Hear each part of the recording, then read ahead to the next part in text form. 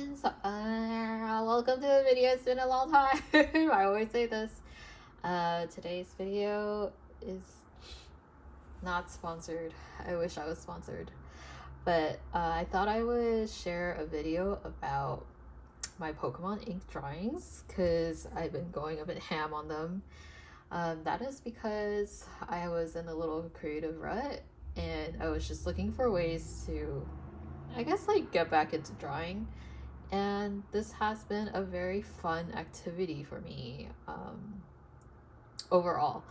Yeah, so this is, I'm gonna just zoom out here. Whoops. Okay, so yeah, just let's jump straight in. I'm gonna try to do a demo at the end of the explanation, I suppose, because I think a few people on Instagram were asking me about what kind of tools I use and how I'm drawing these. So I'm gonna try to do like a live record. Well, it's a recording of like a real time of me drawing a Pokemon drawing in my Hobonichi and hope that it will turn out good. Alright, so this is the title, and this is my social media. Please find me. So this is a Hobonichi A6 cover, Saturn Valley. This is 2016 cover, and I have in my possession quite a couple of Hobonichi A6s that I just keep as notebooks, even though they're like not the right year, and I just keep them to take notes, draw, hoard, whatever stationery people do with their stuff. But I have two Hobonichi, well, this one in particular, the one in my Saturn Valley, I am drawing in it, using it as a sketchbook and kind of like ripping them out. And these pages are for sale on my store. And these are just some of the few pages I've been doing. Some of them I've posted on Instagram, and some of them are in the store. I mean, I think by the end of the video, most of these are in my store. But yeah, so quickly, I guess, talking about my process, and I'll show you the tools in a sec.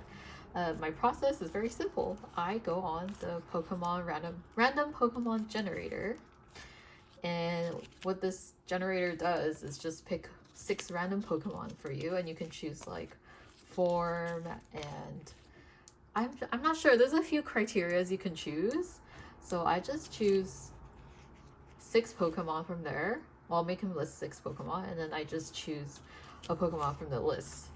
Because one of my dreams, I guess like a low-key dream, is to have drawn like each Pokemon at least once. And honestly, there's quite a few I don't like in terms of design. I'm sure we all have our favorites. And this generator helps me to choose a Pokemon that I sometimes normally will not draw. So like Politoed, even though it's really cute, I don't think I would really draw Politoed, and I don't think I would really draw Bergmite, but Bergmite here was just like a decoration. So this is what it looks like in my book. I've been actually using this book for like a Japanese study. It's a kind of like a random notebook for me, but I decided to start drawing from the back forward, so right to left, and I've been pulling some of these pages out to put in my store. Like, for example, this one's just like, it's just okay. And then this Raichu, a little Raichu with a spiky-eared Pichu, and Leafeon and Lurantis. Yeah. So this is one of my tools. The notebook is Hobonichi, and what I like about this book is that it's with this paper called Tomoe River paper. This is the old style of Tomoe River paper. So it's well known to take ink very well, and the reason why I chose this notebook in particular to draw is because I'm using fountain pen inks, and it shows really well on this type of paper. And let me show you the inks. So right now I have my inks in a little silicone pouch. And these are just some ink samples I have on me. I'm just trying to use the stuff I have in my possession. And if you are into fountain pen inks, these actually last a long time. And I'm like finding out, like, when am I gonna finish? This is like, I used so much of it already for so many drawings, but it's lasting forever. So these are just like ink samples that friends have generously gifted me to sample from their collection. And I have a little vial of filtered water to clean my pen when I'm done. And then this is just another spare holder I have here. I'll just take it out here. This is a pen rest from Toyuka Craft. So this pen case I can take with me when I go out, and I have taken it out with me to Cafe Draw. So this is the pen I've been using. This is maple nib holder from Kakimori, and this one is the Kakimori nib. It released I think 2 years ago or something.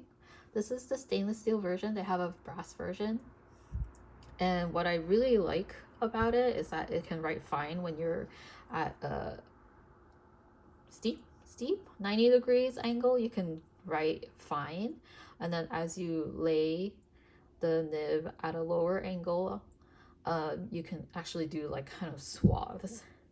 So it's been really nice for me to use this nib to like line work and also like lay a generous amount of ink. So you can see like for example, Elifion's outline is just like when I'm drawing more perpendicular, and then as I'm coloring in these like areas, I'm using the nib more almost like parallel to the page. Alrighty. Yeah, these are my tools. Very simple, and I'm just like, it's kind of like a project for me to like draw Pokemon and also use all my stuff. But it's just proven to take, I don't know, more time than I thought to use all this ink, because I figure like all these pages I would have finished a bottle already, but I have not. So I guess it's like a lesson to be like careful about how much ink you buy. Yeah, so I'm gonna grab my iPad here and kind of like start the demo. Let me just, okay, so this is Bulbapedia. So what I do is I go on the random Pokemon generator, and then I generate hopefully something good. Ooh, okay. It's like, this is recorded, so I can't really, I can't like fit my way out of this. So I think we're gonna do Cacnea. And what I do is I go on Bulbapedia, and then this is the research part of the drawing. I'll actually read about Cacnea's Pokédex entry. Please, so many ads. Sandvale, it's a grass type. And Pokédex entries here. Cacnea lives in, because there's so many Pokemon, I don't know all of them, especially in Generation 3. Cacnea is a Generation 3. I played Oras. I played Oras, but I didn't play the original Emerald? Ruby, Sapphire, Emerald. So I'm like much less familiar with Generation 3. And this part also teaches me about like kind of the ecology of the Pokemon, which is one of my favorite things about Pokemon, basically. So here's the entry. It says, Cacnea lives in arid locations such as desert. It releases a strong aroma from its flower to attract prey. When prey comes near, this Pokemon shoots sharp thorns from its body to bring the victim down. The more arid and harsh the environment, the more pretty and fragrant flower Cacnea grows. This Pokemon battles by wildly swinging its thorny arms. Cacnea lives in the desert with virtually no rainfall. This is like real time, how much time I would spend on basically one drawing. Like this part is like kind of like the fun part, because I just love reading about Pokemon. Sometimes the entries are really like boring because they don't put as much effort, but this one's actually pretty good. It battles by swinging its thick spike arm. Once a year, a yellow flower blooms. Okay, so it's not a crown, it's like its flower on its head. Fire red, leaf green. It says prefers harsh environments like deserts. It can survive 30 days on water stored on its body. By storing water, it goes around 30 days. So sometimes they just reword the entries. Lives in arid locations. Storing body, so that's the same. And then like sometimes the later version will have like some new information, but mostly for like, I guess, important Pokemon. Important to the franchise. Grows while aged. Okay, so this is about the same. Harsh environment. Okay. And then like the Paldea Pokédex actually has these little pictures. Sometimes they're really good, and then sometimes they're like, I don't understand why. So it looks like, I think this is supposed to be the flower and not a crown, but I think the flower's supposed to look like a crown. So I pick like sometimes I pick my favorite parts of the Pokédex entry, like how, where did it say? The more arid and harsh the environment, the more pretty and fragrant a flower. So there's like a talk of like the flower varies for this Pokemon. And the design is pretty straightforward. So we can kind of, it's like easy-ish to draw this one. And I like that, like I said, in the Pokédex, it says that the flower kind of varies per Cacnea. All right, so I think I won't go on Google image because sometimes it gives very, if you've Googled Pokemon on Google image, sometimes the pictures are not tasteful.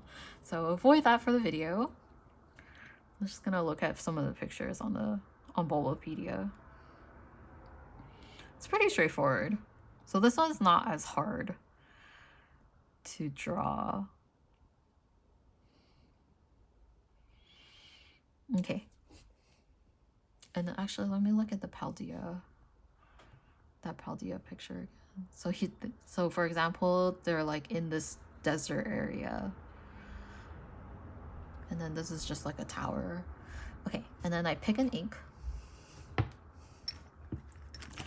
Right now I'm going through my Wearingull collection. So the green I'm gonna use is Wearingull Kim So Wo. Sorry, not very good at Korean, but it's called Flowering Leaves. And a lot of Wearingull that I have has this like glitter at the bottom, so I'm gonna have to like shape a bit. Yeah, I'm gonna move this pouch over here. I'm gonna move, actually gonna put this here, see if I don't have a, okay, I think that will work. I like the 2D picture. Here we go. All right. It's actually a bit freaky. Now that I look at it, it's a bit scary looking. All right. Yeah, it's been a really good exercise to do this because drawing with ink is very different from pencil. It's funny because someone on my Discord just asked, I think last week, like, hey, any tips to draw with ink and make it look better? So I've actually been drawing with ink for many years. I let go of pencil for quite a while now.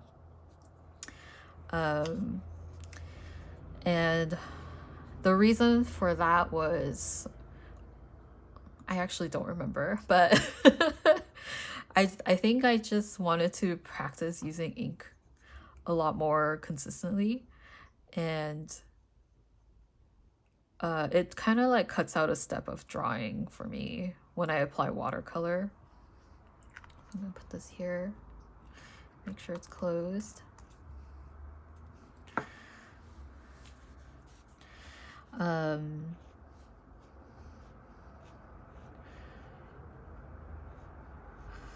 what was I saying? Oh yeah, it cuts out like one step of my drawing process at that time. It was many years ago. So I used to do like pencil and then pen and then erase the pencil and then watercolor. And I was like just trying to eliminate and be more efficient with my time. So I decided to just go straight with ink. And of course it wasn't as good as I was now, I suppose. Because you know, when you just start and if you don't have direction of how you're gonna train your mind and hand-eye coordination, you're kind of going blindly and hoping for the best. So one of the exercises that helped me vastly improve in ink drawing is actually doing line exercises, like filling pages of straight lines with my pen and then making sure, like evaluating which ones are straight and then improving on that the next time, and then drawing circles on the page within like a guided line to evaluate which ones are most circular, and then again like critically looking at them and then improving them as I go on. And after that I started to like it's like building muscle memory as you go, so it really helps to,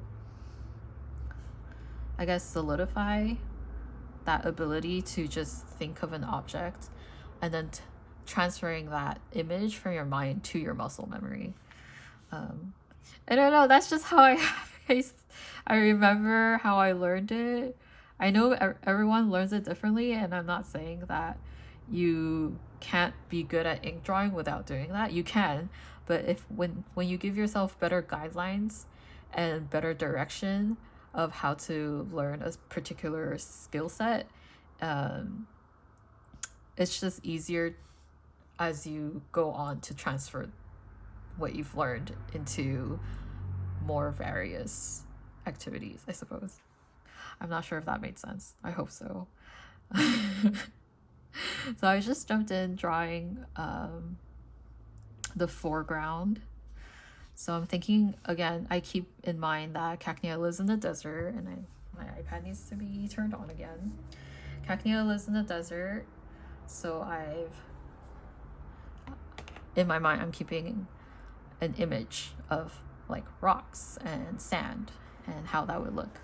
And I think what I want to do is to draw two Cacnea, like probably like interacting with each other.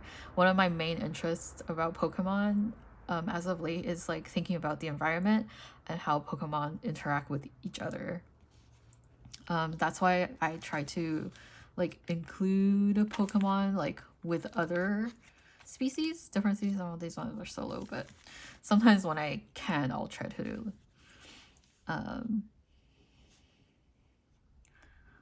include different species. So yeah, that's a little bit of how I proceed.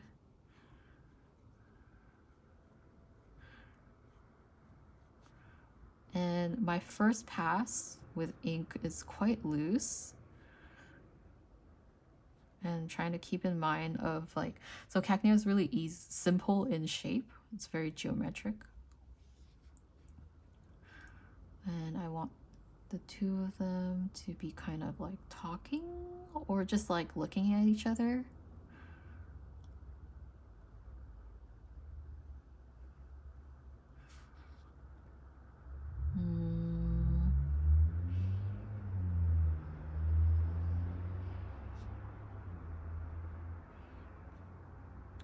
Another composition kind of like rule that I try to keep in mind is to keep the image more or less interesting.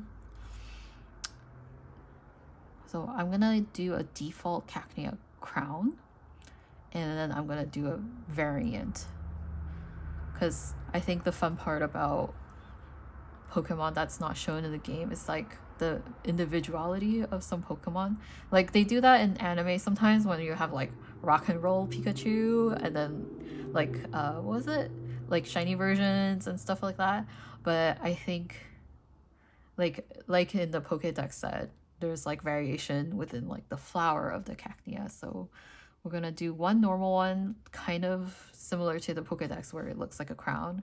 And then I'm probably gonna do like a rounded one just to show like a contrast of the design.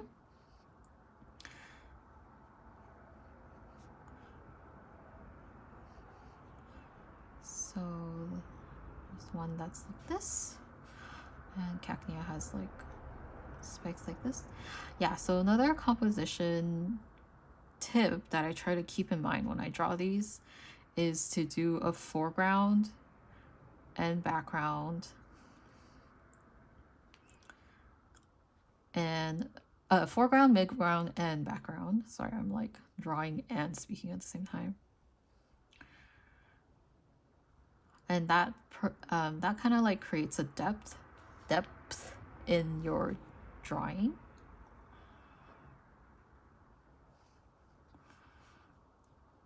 So I'm gonna do a flower crown here.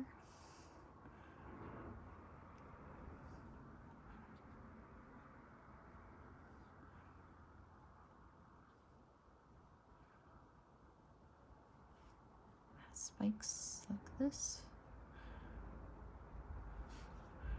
Actually, it's a pretty fun design. Sometimes I, when I'm like drawing the Pokemon itself, I'm like, oh yeah, actually that's a pretty fun design.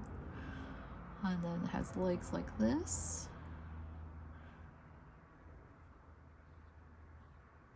Very interesting legs. So you can tell like my lines are very broken and loose, and it's okay. I'm gonna come back to it. Let's see, major elements are kind of like this.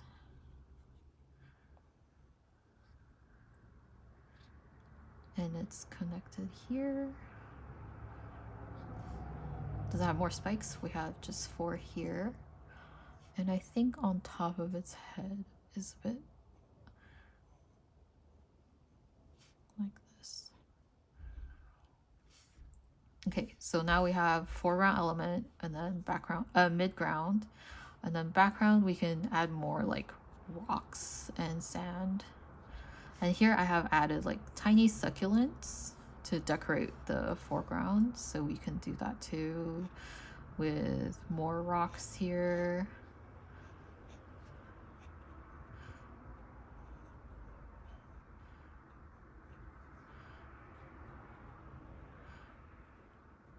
Hope it looks like succulents. It doesn't have to look 100% accurate, but just to give enough feeling that these are succulent flowers that are kind of like growing on the side here of this rock.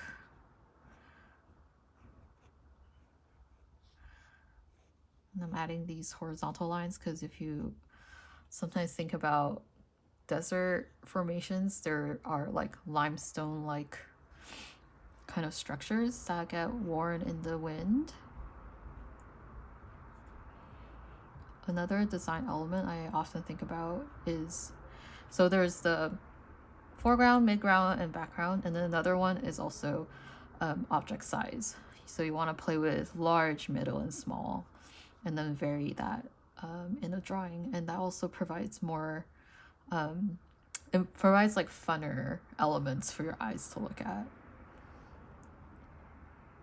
I don't know if anything I'm saying is making sense in this video because I don't have anything scripted, but I hope it gives it's more like I hope it gives you like an insight of how I go about drawing, and you know, just like keeping in mind like very simple tips to incorporate into your drawing. And I'm sure there's like tons more like advice people are giving out there, so I'm just one person. And yeah, it's good to have varied thoughts on these. Okay, so this part is a little bit, maybe I should do the eyes first. Here we go. Hope that's big enough.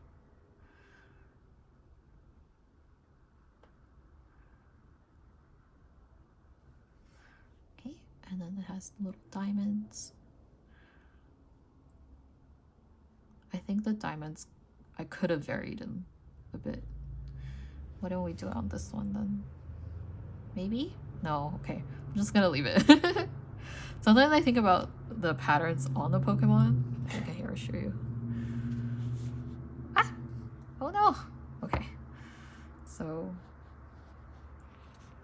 like, this could be a diamond, this could be a heart shape, this could be a pink cactus. So just, sometimes you can, if it's for yourself, just, you know, have fun with it.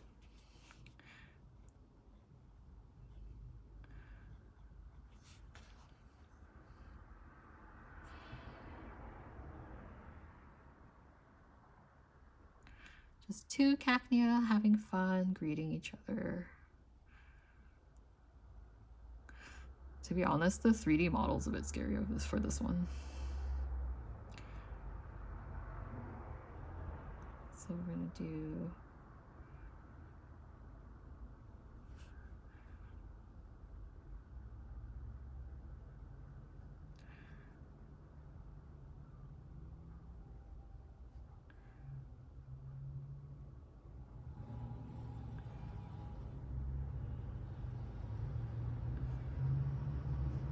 maybe I'll do this one a bit like, haha, showing off.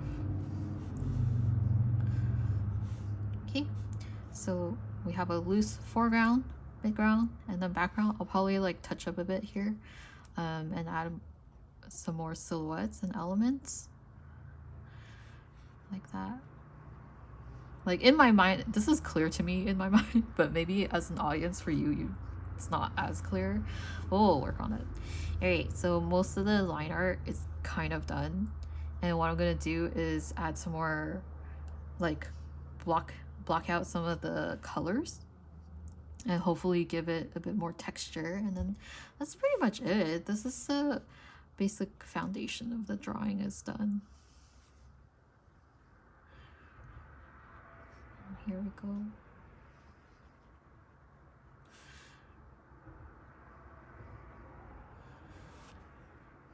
And then here it's connecting. I think because of my biology background, actually no, I think it's just because in general I love learning about nature, and Pokemon provides kind of like a fantastical or another like I guess another outlet for me to learn about another world. Like, I guess it's fantastical because it's fictional world. It's just been really fun for me as a Pokemon fan to see the franchise kind of grow in that direction where they're more where they put a lot more focus on the interactions of the Pokemon and thinking about the environments and stuff that they exist in. So, and when I'm like kind of stuck in a rut, I like using this as like a fun outlet for me to experiment. Because like the idea is already there, but what can I bring as an artist? What kind of like new idea or angle can I see these facts and like existing world as an artist or as someone who enjoys nature a lot, you know?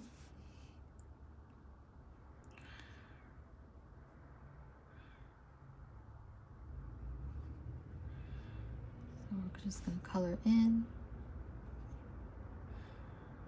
Here we go. Did I talk about this nib? I did. Kakimori nib. You can buy it on their website, or I think some American. I bought it from their store when I visited Japan this year, I believe. But you can get it on some American websites. I know Yoseka carries it. The Kaweco holder, the SketchUp holder that I showed earlier, the black one, is really nice and compact. Actually, I know Kakimori makes shorter wood handles now, but I don't know if they're available overseas. But I know a lot of people also use the Kaweco Sketch Up. I don't use that one as often as I could because I have an old injury on one of my fingers, so it's actually too heavy for me to use for a very long time. And also wood just feels very, very nice to me. All right, so we got most of, oh here, the eyes.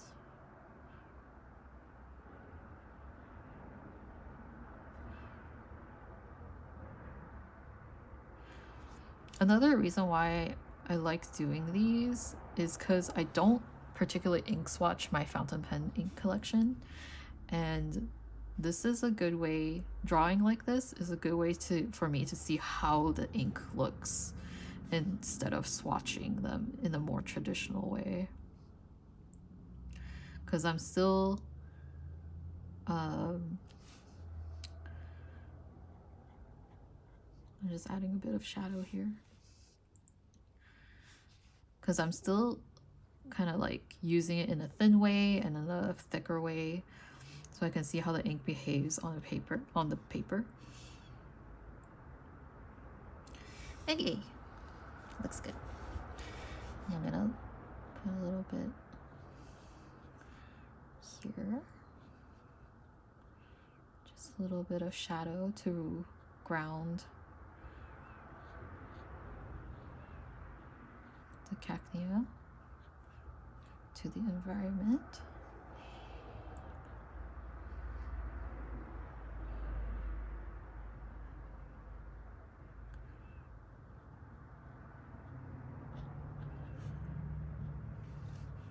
And I'm gonna add some more texture.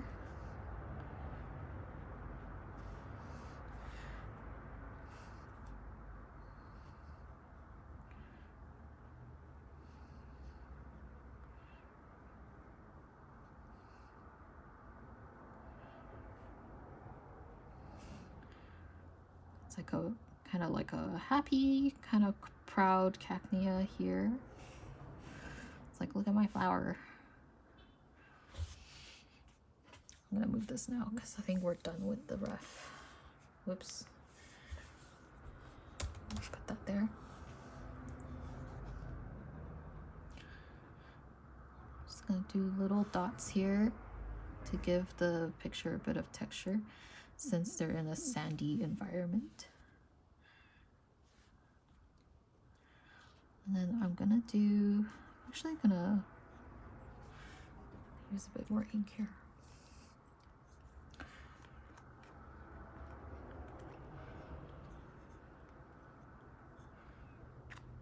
Don't think I need too much anymore.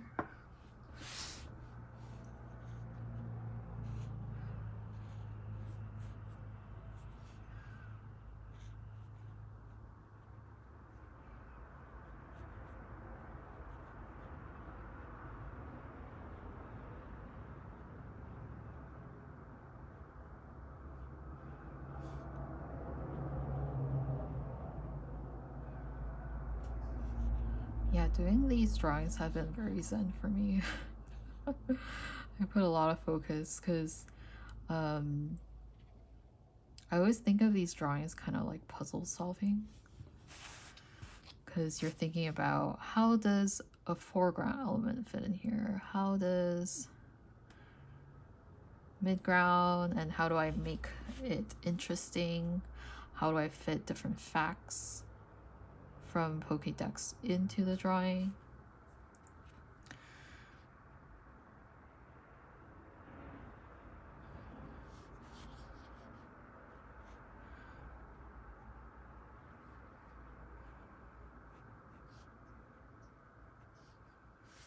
Then I'm gonna add a few more shadowing here.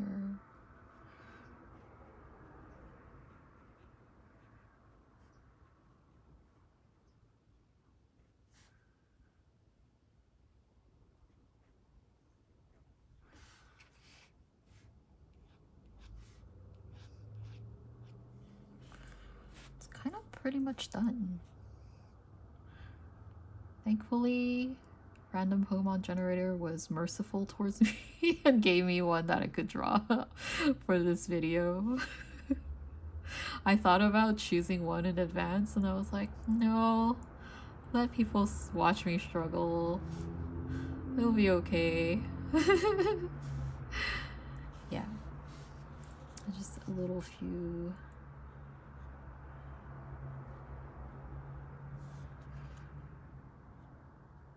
I just like adding little dot things for texture.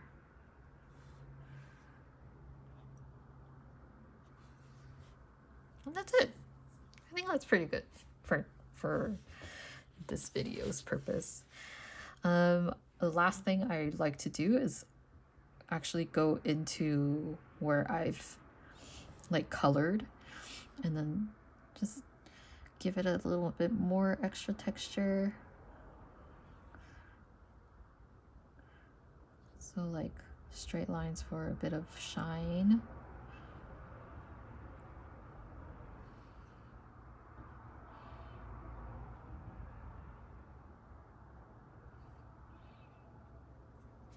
Like that. It's not super visible, but again, it's like adding a little bit more character to the texture of the ink drawing itself. I think that's good. And I'm gonna write the name of the ink. Wearing gold flowing leaves. And we are done. That's it. Thanks for watching my ink drawing. I mean, the things I said are like pretty simple. Again, it's like foreground, midground, background, and then thinking about like different sizes. So like little flowers and texture here are like small size. We have a medium element and then like lots of like large negative space. So hopefully it provides enough like a bit of fun to the picture itself. Yeah, thanks for watching me draw Pokemon. One of my favorite things to do. I hope it inspires you to kind of think about incorporating some fun tips into your drawing, or just inspiring you to use your stuff that you have at home. Yeah, thanks so much. I'll see you next time. Bye.